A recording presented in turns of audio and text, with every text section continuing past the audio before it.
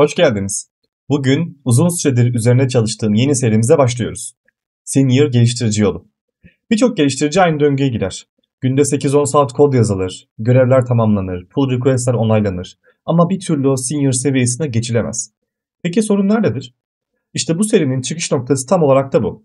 Daha fazla kod yazmak sizi senior yapmaz. Peki ne yapar?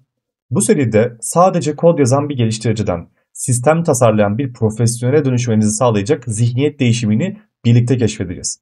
Junior ve senior geliştiriciler arasındaki temel fark aslında odaklandıkları zaman dilimidir.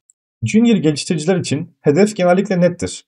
Görevi tamamlamak ve kodun bugün çalışmasını sağlamak. Ancak senior bir geliştirici bambaşka bir soru sorar.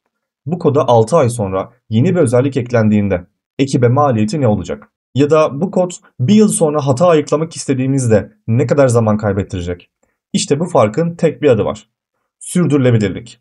Peki neden bu kadar önemli? Çünkü her şeyde olduğu gibi yazılımda da değişmeyen tek şey değişimin kendisidir.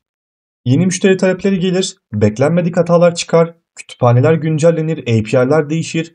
Kod değişime direndiği anda teknik bir borç birikmeye başlar.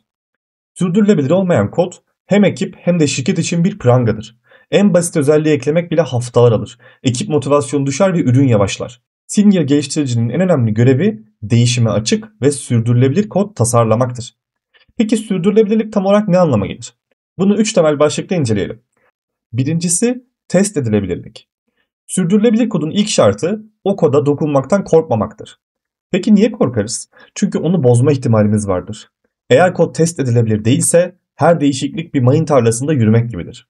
Bu seride ele alacağımız solid prensipleri ve dependency injection gibi kavramlar test edilebilirliği arttırmak için vardır. Çünkü unutmayın, bir kod test edilemiyorsa o kod tamamlanmış sayılmaz. İkincisi performans tuzağı. En hızlı kod en iyi koddur düşüncesi çok yaygındır ama büyük bir yanılgıdır. Birçok geliştirici her satırı optimize etmeye çalışırken kodun okunabilirliğini kaybeder. Oysa senior geliştiriciler önce kodun okunabilir ve sürdürülebilir olmasına odaklanır. Ardından sistemdeki darboğazı yani o küçük %1'lik kısmı tespit eder ve sadece orayı optimize eder. Üçüncüsü maliyet optimizasyonu. Senior geliştirici yazdığı kodun bir faturası olduğunu bilir.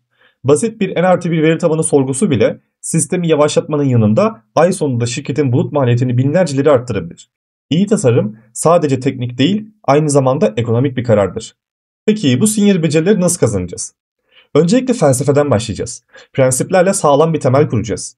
Tasarım desenleriyle yaklaşımımızı güçlendirecek ve gerçek projelerle bu bilgileri pekiştireceğiz. Tüm örneklerimizde TypeScript üzerinden işleyeceğiz. Fakat bu seride konuştuğumuz tüm kavramlar yazılım dillerinden bağımsız kavramlardır. Yani bütün yazılım dillerinde burada öğrendiğimiz tasarım desenlerini veya prensipleri kullanabileceğiz. Bu serinin sonunda amacımız geliştiricilerin daha fazla kod yazmasını değil, daha iyi kod yazmasını sağlamak olacak. Unutmayın, teknolojiyi ileriye taşıyanlar sadece kod yazanlar değil, sürdürülebilir çözümler üretenlerdir. Bir sonraki videoda görüşmek üzere, iyi çalışmalar.